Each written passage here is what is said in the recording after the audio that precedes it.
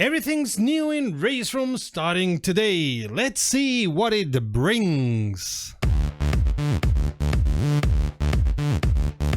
Greetings Romy, you're watching Rom, the channel sharing the joy of sim racing. Today we're once again reviewing a sim racing product that could interest you. The newest Raceroom packs and the big graphics update. Thanks to all those who come here often, especially those who subscribe, and even more, our patrons. My name is Serta and I will be your host for this video.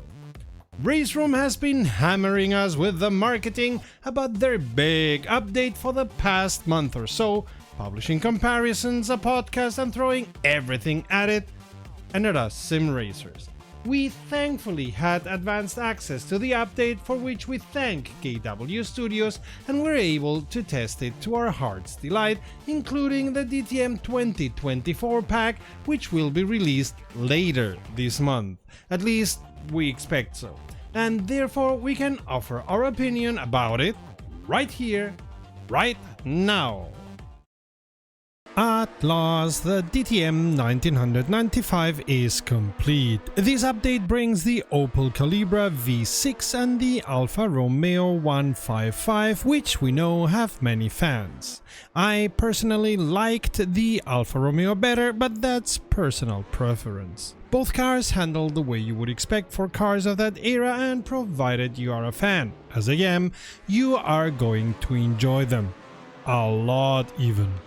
Also included in this update are the tracks that made the DTM of this time special. The basic but not less difficult Avos, the Diepholz air-filled circuit with the special difficulty, at least for me, to know where the heck you're supposed to go now, and the historically accurate Hockenheimring, which I consider more boring than the later configuration, but of course, if you are trying to go for historical accuracy, is spot on. And other than in AC mods, I don't remember seeing Diepholz anywhere else. Provided you're a fan of this era, you cannot go wrong with a DTM 1995 package. The cars are fun, the tracks seem pretty accurate, and it's one of the most beloved times in DTM. Thumbs up for that. On to the boring era of DTM. These cars are slightly modified GT3s, and you have heard me often enough utter my disdain for this DTM. That said, the two new cars, of which you are seeing the Lamborghini, drive very well and feel on point, and while you are seeing the Lamborghini GT3 Evo 2, the McLaren 720S also came new to the roster.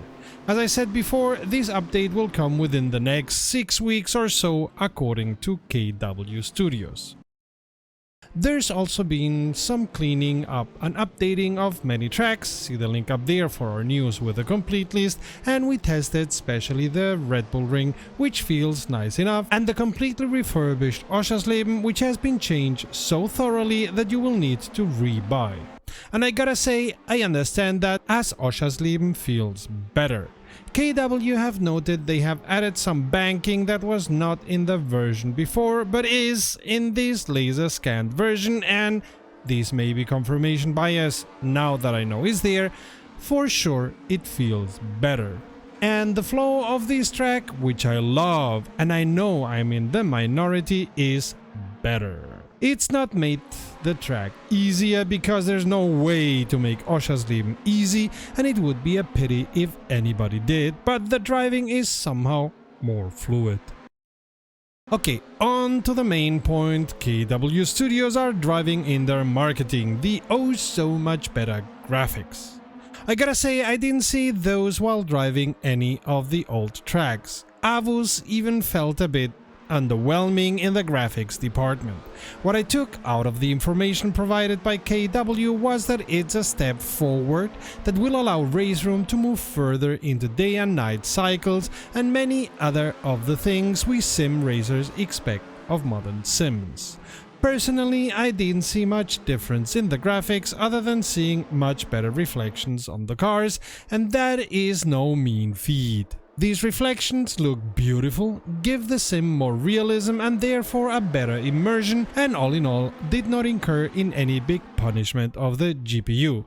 Mind you, I use a water-cooled 3080, I'm not sure how these reflections look like on a potato computer. But other than that, I didn't notice much of the graphic enhancements while driving around, which may be the point as we know a lot has been done under the hood to enhance the performance and giving the developers wiggle room for the future.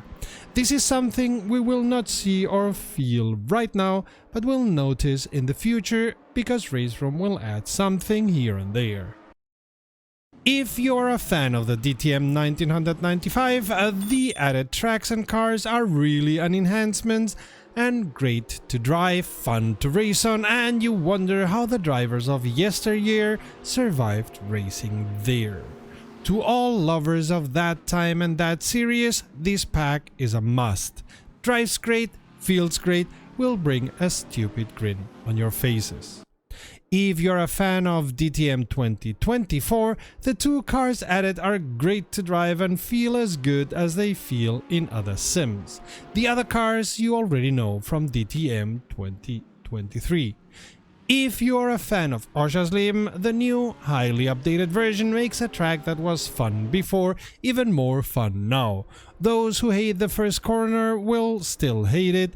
Those of us who like the technical difficulty of Oschersleben will sink into it even further. With regards to the classic tracks, I'm not sure they are worth the almost €8 USD the team wants you to pay per track. I'd rather pay the €4 USD for Oschersleben, but you will have to decide by yourself if these classic tracks are worth it for you. The graphics update comes for free and reportedly makes Raceroom future-proof. Maybe it's overhyped, maybe I'm too jaded, but I did not think it was that much of a quantum leap while I admire the reflections like a cat seeing something shiny.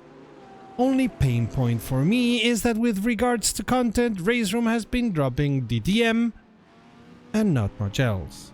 As somebody who does not appreciate modern DTM at all, that leaves me quite underwhelmed. I very much hope they will be able to acquire the licenses to other series. Maybe even some of the Japanese series, which seem to be nowhere in Sims apart from mods. Some Super GT or Super Formula would be nice. Speaking of Japanese motorsports, we haven't forgotten that this update brings some drifting with it, but none of us is good enough at drifting that we would have been able to give an honest opinion.